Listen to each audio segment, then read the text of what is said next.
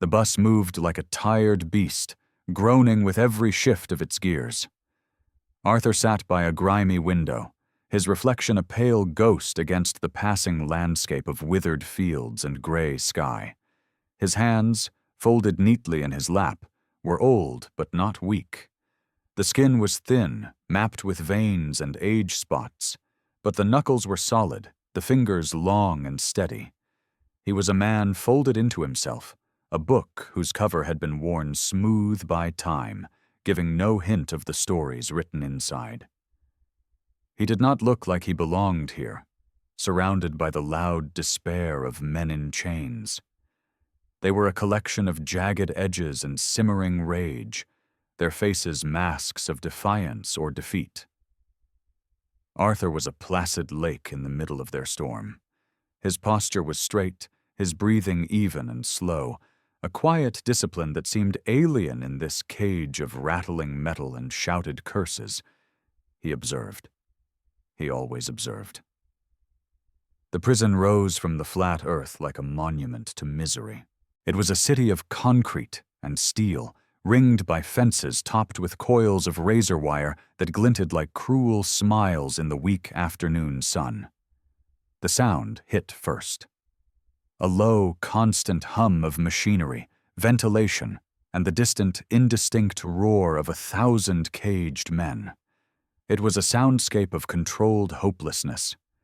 Inside, the air was thick with the smell of industrial cleaner, sweat, and stale food. Every surface was hard. Every color was a shade of gray or faded beige. Fluorescent lights cast a sterile, buzzing glare over everything, stripping away shadows and warmth. The guards processed him with a bored, mechanical efficiency. His worn civilian clothes were replaced with a stiff, new uniform. His name was replaced with a number.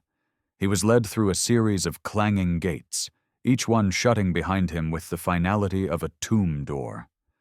The noise grew louder, more human. Shouts echoed down long corridors. Laughter, sharp and humorless, cut through the din. It was the sound of a complex and brutal ecosystem, and Arthur was the newest and seemingly weakest creature to be introduced. His cellmate was a young man named Leo, whose eyes were wide with a permanent state of anxiety. Leo's movements were quick and furtive, like a mouse expecting a hawk to swoop at any moment. He watched Arthur enter, taking in the gray hair, the slight stoop of his shoulders, the calm, unassuming face. Leo saw a lamb being led to the slaughter. "You get the top bunk," Leo whispered, gesturing with a nervous twitch of his head. "Just keep your head down. Don't make eye contact with anyone, especially not with King's crew." Arthur offered a small, almost imperceptible nod. He placed his meager belongings, a book, a toothbrush, a bar of soap, in the small metal locker. He did not ask who King was. He knew he would find out soon enough. Observation was the first principle of survival. He stood for a moment, listening to the pulse of the prison. He catalogued the sounds, the rhythm of the guards' footsteps in the hall, the distant clang of weights in the yard, the murmur of voices from the cell next door. He was mapping the territory. This was not a forest or a mountain pass, but the principles were the same. He needed to understand the currents, the predators, the safe harbors. He needed to know the rules, both written and unwritten, before he could navigate them. His old master had taught him that the most dangerous opponent was not the one you could see, but the one you did not understand. The next morning, the bell for breakfast was a jarring shriek that tore through the relative quiet. Leo was already up, his face pale. "All right, the mess hall," he said, his voice tight. "This is the worst part. Stay close to me. Don't look at anyone. Just get your food and eat, fast." Arthur followed the river of men flowing down the corridor. The mess hall was a vast cavern of noise and tension. Long steel tables were bolted to the floor, already crowded with inmates. The room was clearly segregated. Different groups claimed different tables, their territories marked by invisible but uncrossable lines. Arthur's eyes swept the room once, absorbing the layout, the exits, the positions of the guards who stood on a raised platform, watching with detached indifference. He saw him then. It was impossible not to. At a central table, holding court like a feudal lord, was a man of immense size. His head was shaved, his neck and arms a tapestry of crude, violent tattoos. He was loud, his laughter a booming assertion of dominance that demanded the attention of everyone around him. His crew, a collection of hard-faced sycophants, laughed when he laughed, and fell silent when he spoke. This was King, the apex predator. Arthur took his tray of gray oatmeal and watery coffee. He moved with a quiet economy of motion, his feet making almost no sound on the concrete floor. He followed Leo to a small, unassuming table near the back, a place for the unaffiliated, the weak, the invisible. It was a calculated choice, a patch of quiet ground in a jungle of roaring beasts. For 3 weeks, Arthur maintained his routine. He woke before the bell, performing a series of slow, deliberate stretches in the cramped space of his cell. He ate his meals in silence, his eyes downcast, but his awareness spread wide. He spent his work detail in the laundry, folding sheets with a meditative precision that baffled the other inmates. He read his book in the evenings, its pages filled with ancient philosophy. He was a ghost, a whisper, a man determined to leave no ripple on the surface of this violent pond. He learned the guards' rotations. He knew Officer Miller, the wary one, was on duty in the mornings. He knew the camera in the west corridor had a blind spot that lasted for 7 seconds. He knew which inmates were deep in debt, who the informants were, and where the contraband flowed. He saw the entire system, a complex machine of fear and favor. His stillness, however, did not go unnoticed. In a place where every man postured and projected, Arthur's tranquility was an anomaly. It was a question mark. To men like King, a question mark was a challenge.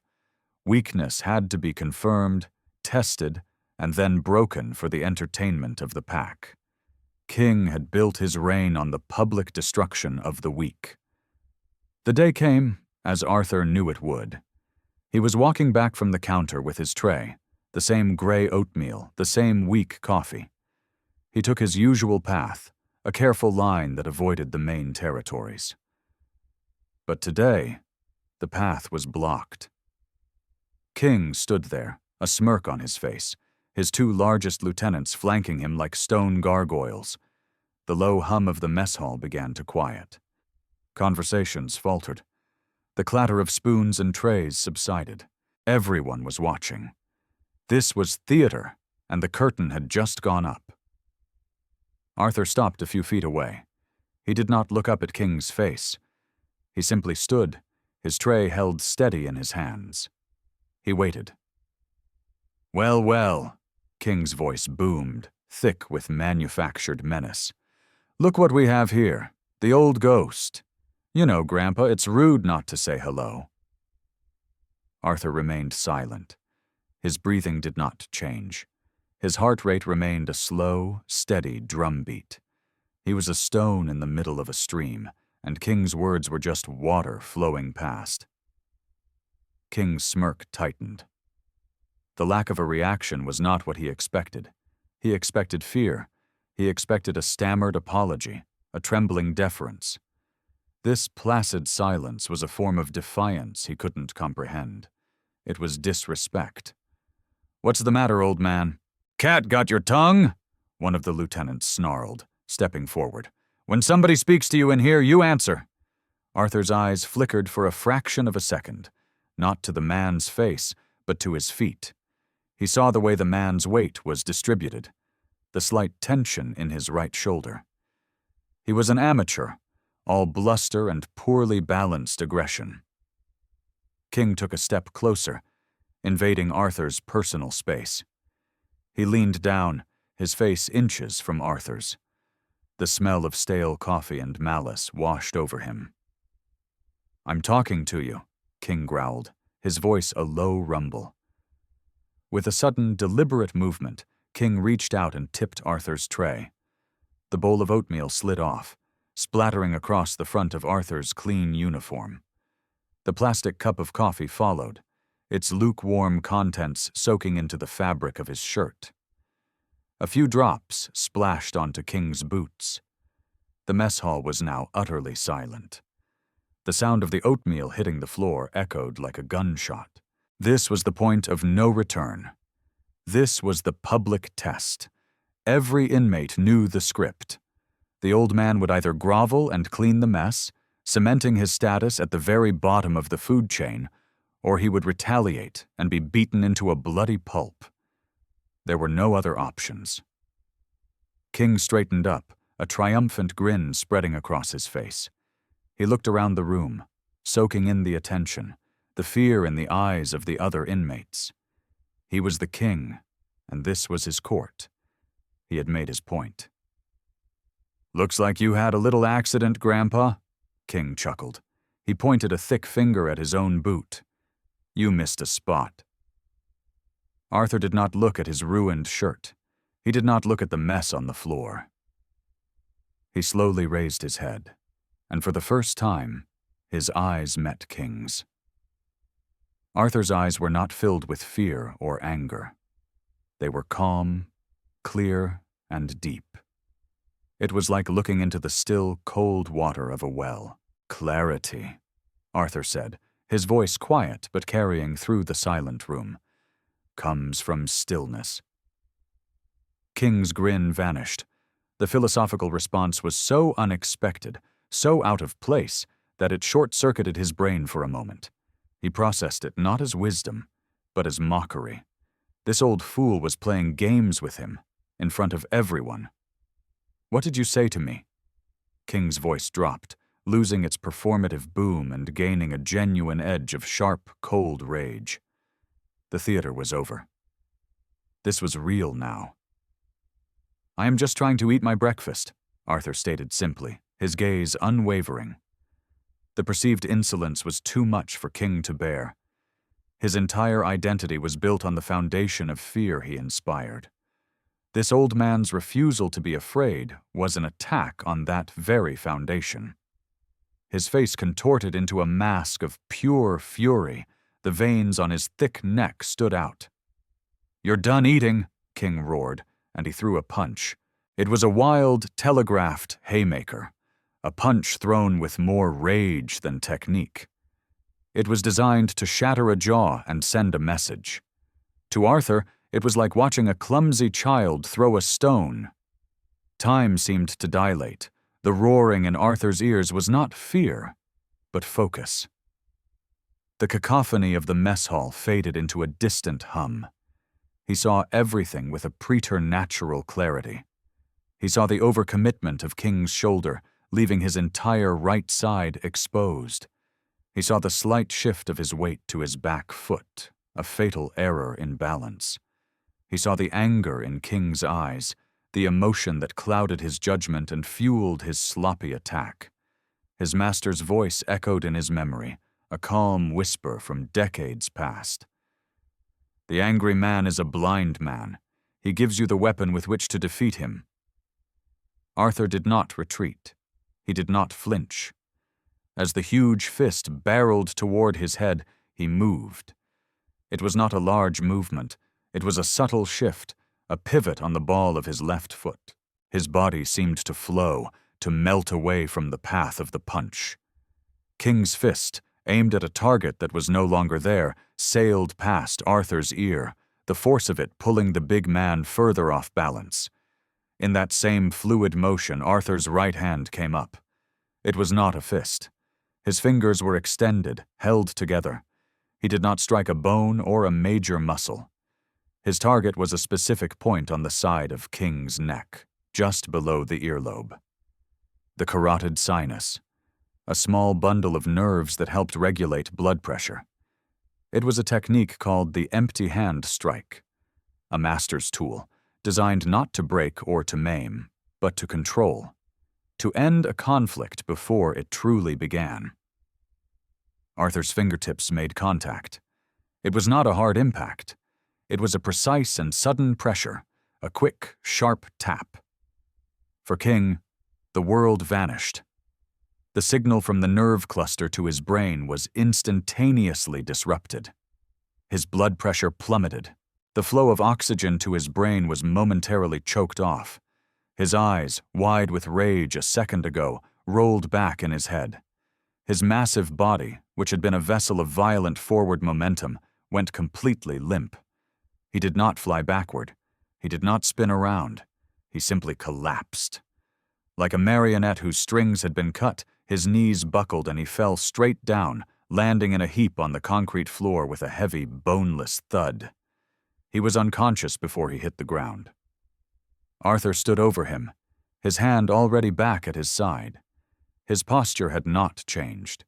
His breathing was still even and slow. He looked down at the fallen giant, not with triumph, but with a quiet, lingering sadness. Violence, his master had taught him, was always a failure of communication, of understanding, of spirit. The mess hall, which had been silent before, now entered a new dimension of quiet. It was a deafening, absolute vacuum of sound. Jaws were slack, spoons were frozen halfway to mouths. 200 men stared, their minds struggling to process what they had just witnessed. They had seen the laws of their universe overturned. The biggest, most feared predator in their world had been felled by a quiet old man with a single, inexplicable touch. The two lieutenants, who had been poised to attack, were frozen in place. They looked from their fallen leader on the floor to the calm, gray-haired man standing above him. The aggression drained from their faces, replaced by a mixture of confusion, disbelief, and a new, potent kind of fear. This was not the fear King inspired, which was based on predictable brutality. This was the fear of the unknown. Arthur bent down slowly, his joints protesting with a slight creak. He picked up his empty tray from the floor. He looked at the guards on the platform. Officer Miller was leaning forward, his hand on his radio, his face a mask of utter bewilderment. Their eyes met for a moment. Then, Arthur turned and walked away. He placed his tray on the return rack. He moved through the stunned, silent crowd of inmates who parted before him like water. He walked out of the mess hall, his back straight, his steps measured, leaving a new and terrifying power vacuum in his wake. The king was dead. Long live the quiet old man. The guards came for him, as he knew they would. They found him sitting on his bunk, reading his book. Officer Miller was at the front, his expression a mixture of caution and curiosity. There was no shouting, no rough handling. "On your feet, Arthur," Miller said, his voice unexpectedly level. "You're going to the hole." Arthur closed his book, marking his page with a practiced neatness. He stood up without a word and placed his hands behind his back. The trip to solitary confinement was a quiet one. The usual taunts and jeers from other cells were absent. As he passed, inmates peered through the bars of their doors, their faces filled with a silent awe. The story had already spread through the prison's invisible network, mutating and growing with each telling. Solitary was a small, concrete box with a slot in the door. For most, it was a form of torture, a descent into madness. For Arthur, it was a welcome retreat. The constant noise of the prison was gone, replaced by a profound silence. He sat on the cold floor, closed his eyes, and began to breathe. He let his mind settle, sifting through the events of the morning. He felt no pride in his victory, only a deep weariness. He had broken his vow. For years he had managed to contain the part of himself that knew violence with such intimate, devastating efficiency. He had come to prison to pay a debt, a penance for a past failure, hoping to serve his time as a ghost. But the world, it seemed, would not let him remain one. Days bled into one another in the timeless dark of the hole. He meditated. He practiced mental katas, moving through the intricate forms of his art in his mind's eye. He rationed the meager meals that were slid through the slot, eating with the same deliberate slowness he did everything else. The guards who checked on him reported the same thing. He just sat there, perfectly calm, as if he were in a monastery and not a punishment cell. His legend grew. When he was finally released, he returned to a different prison. The atmosphere had shifted. As he walked back to his cell block, the corridors were quiet. Inmates who would have ignored him or sneered at him now flattened themselves against the walls to let him pass. They averted their eyes, not out of disrespect, but out of a deep, primal reverence. Leo was waiting in the cell, pacing nervously. He looked at Arthur as if he were seeing a deity. "They're all talking about it," he whispered, his voice trembling. "Nobody knows what to do. King's crew, they've fallen apart. No one's in charge. It's quiet. It's scary quiet." Arthur sat on his bunk. The quiet would not last. He knew that nature and human nature abhorred a vacuum. The silence was the tense intake of breath before a new storm broke. Cyrus, he had learned King's real name, was in the infirmary, humiliated. His power was broken, but his rage would be magnified 100-fold. He would be plotting. That night, Leo couldn't sleep. He finally sat up. "Arthur," he whispered into the darkness. How did you do that? Who are you?" Arthur was silent for a long time. He listened to the distant sounds of the prison, the slow breathing of the young man in the bunk below. He had not spoken of his past in years, but perhaps this boy needed to understand. Perhaps he needed to understand. "I was a student for a very long time," Arthur began, his voice a low murmur. "My master was a man who believed that the purpose of martial arts was not to win fights, but to avoid them. He taught me that true strength was not in the fist, but in the spirit. It was about control. Control of oneself, first and foremost. He spoke of his dojo, a small, simple room of polished wood and rice paper screens. He described his master, a man even older and more frail-looking than Arthur was now, who could move with the speed of a striking snake and the grace of a falling leaf. He had taught Arthur for 40 years, passing down an art that was centuries old. The techniques are a language, Arthur explained, a way of speaking to another person's body, of understanding their intention and their imbalance. What I did to Cyrus, it was not an attack. It was a sentence. It said, 'The conversation is over.'" Leo was mesmerized. "But why are you here, a man like you?" A shadow passed over Arthur's calm. The weariness returned to his voice. "I became a teacher. I had a student. He was young, strong, and gifted, but he was impatient. He saw the art as a weapon, a tool for power. He loved the language of violence, but he did not understand its grammar, its poetry." Arthur paused, his mind drifting back to a terrible night. A bar fight. A foolish argument. His student, drunk on pride and alcohol, had used a technique Arthur had taught him. A technique designed to disable, not to kill. But the student was clumsy. He was angry. He missed the precise point. Instead of striking a nerve, his hand struck a temple. The man died. "My student took a life," Arthur said, his voice heavy with the weight of the memory. "But I was the one who gave him the weapon. I failed him. I failed my master. I failed the art itself. The man's death was my responsibility. So I am here, to pay for that failure." He had pleaded guilty to involuntary manslaughter, taking the blame to shield his student from a life in prison, hoping the boy would learn the lesson he had failed to teach him. He had accepted his sentence as a form of penance, a path to finding stillness once more. A week passed. The prison remained in a state of suspended animation. Rumors trickled back to Arthur, delivered by a trembling Leo. Cyrus was out of the infirmary. He was not seen in the yard or the mess hall. He was gathering forces. He had called in every debt, promised every favor. He had forged an alliance with 2 other major gangs, preying on their fear that the old man would come for them next. He was building an army. His humiliation demanded a public and overwhelming revenge. The veteran inmate, an old lifer named Silas who ran the library, sought Arthur out. Silas had seen generations of kings rise and fall. He approached Arthur while he was folding sheets in the laundry.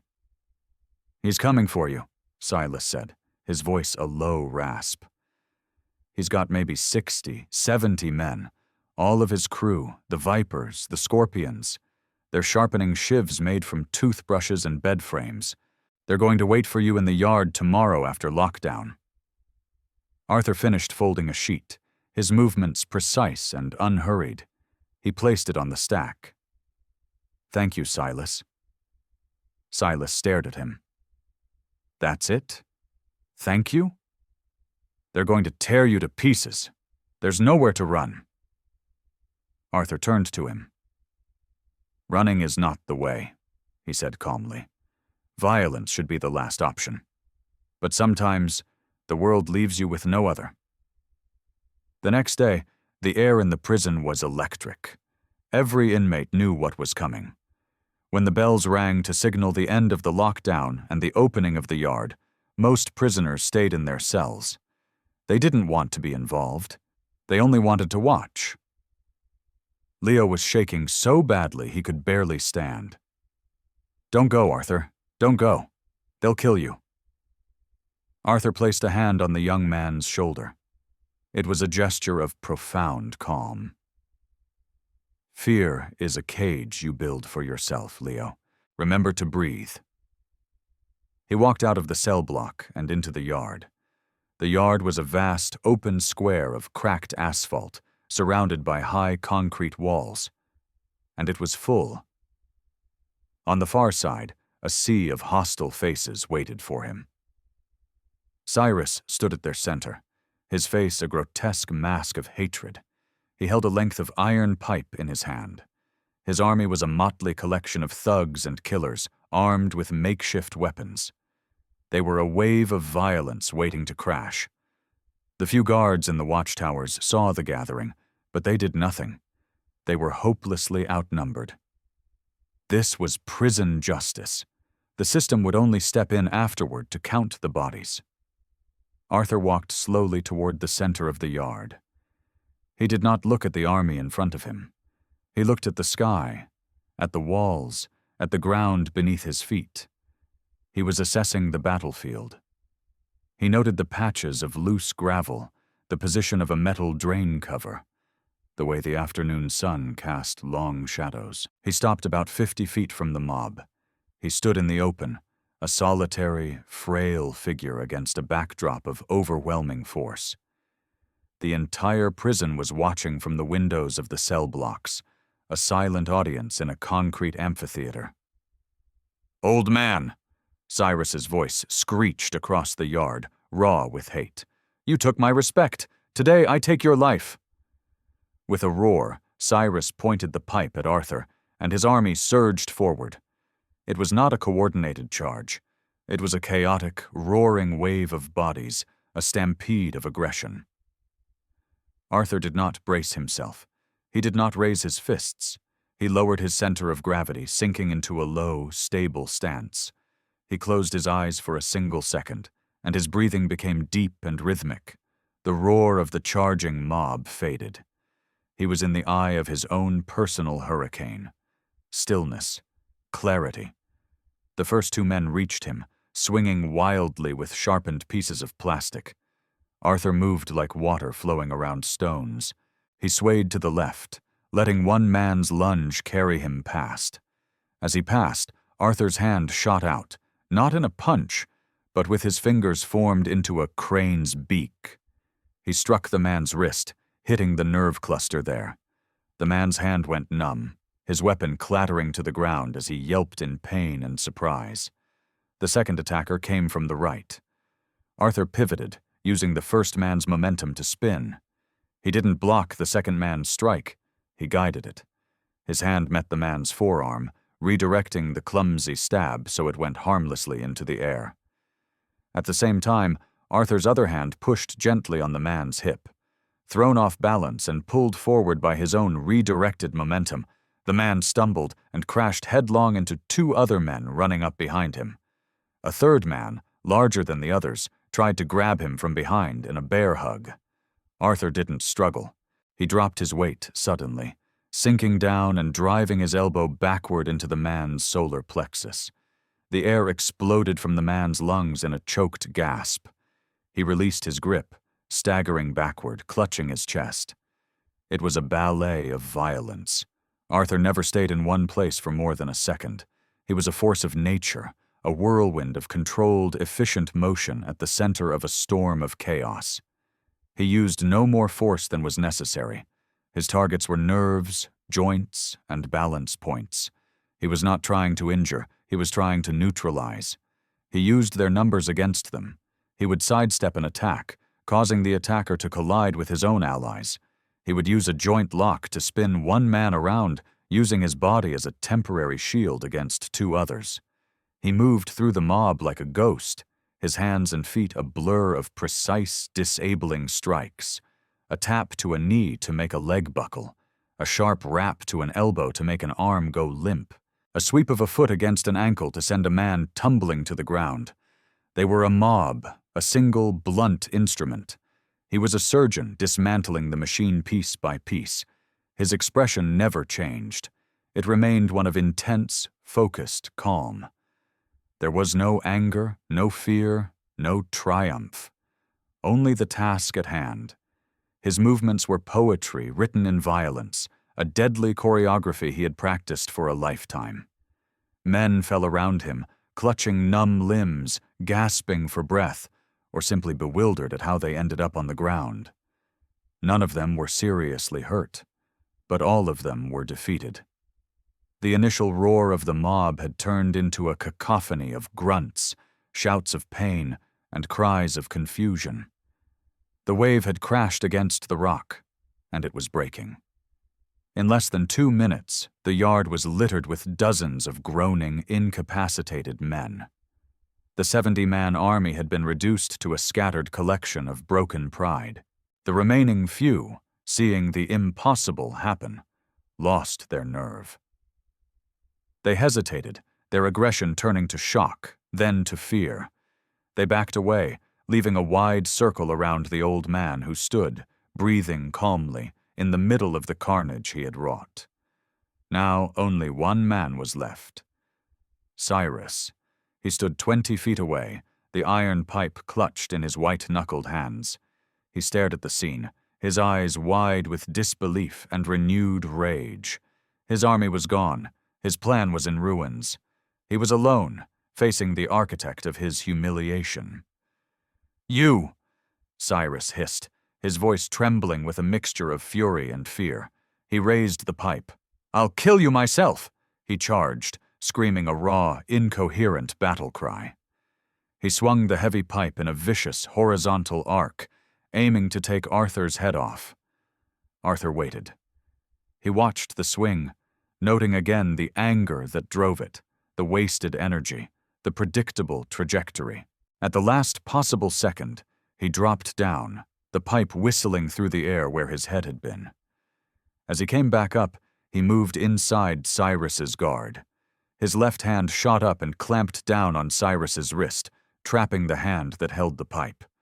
His right hand struck upward, the heel of his palm connecting solidly with Cyrus's chin. It wasn't a knockout blow. It was designed to snap his head back and break his posture. Cyrus staggered backward, his head ringing. Arthur flowed with him, never releasing the grip on his wrist. With a sharp twist and a pull, he used a simple wrist lock to wrench the pipe from Cyrus's grasp. It clattered to the asphalt. Cyrus, now disarmed, threw a desperate, clumsy punch with his free hand. Arthur deflected it effortlessly. He stepped in closer, his body now flush against Cyrus's. He wasn't fighting him anymore. He was controlling him. With a series of swift, subtle movements, he locked Cyrus's arm behind his back and swept his leg.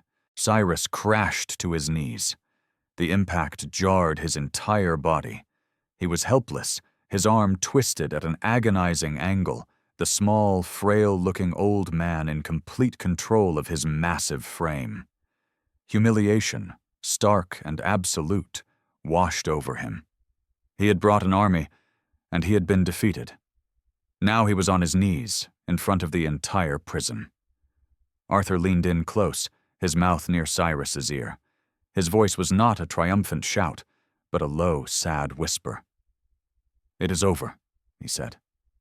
Then he released him. He simply let go and stepped back.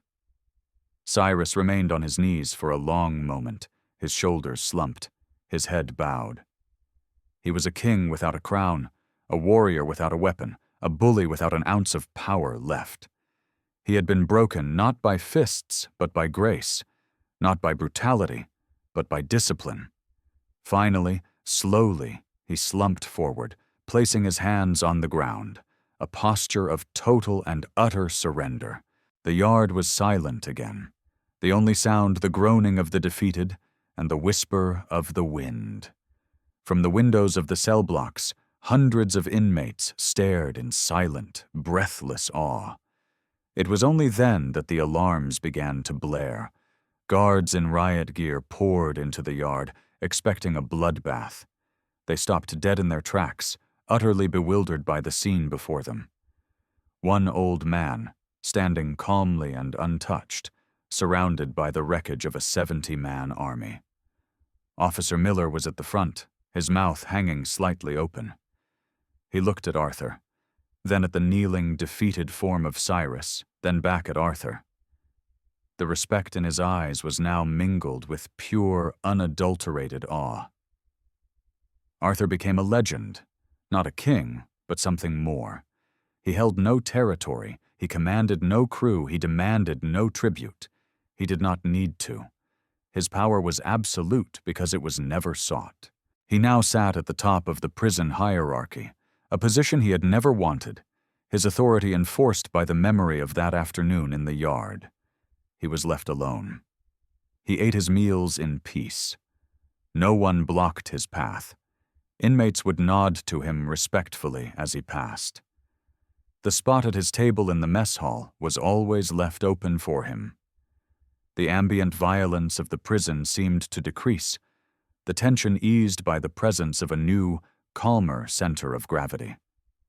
A few of the younger inmates, including Leo, began to approach him. Not for protection, but for knowledge.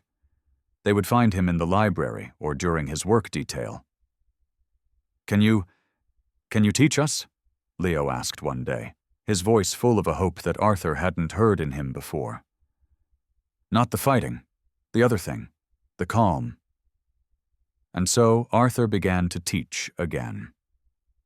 In a quiet corner of the yard, far from the weightlifters and the brawlers, he would gather a small group. He did not teach them to fight. He taught them to breathe. He taught them meditation.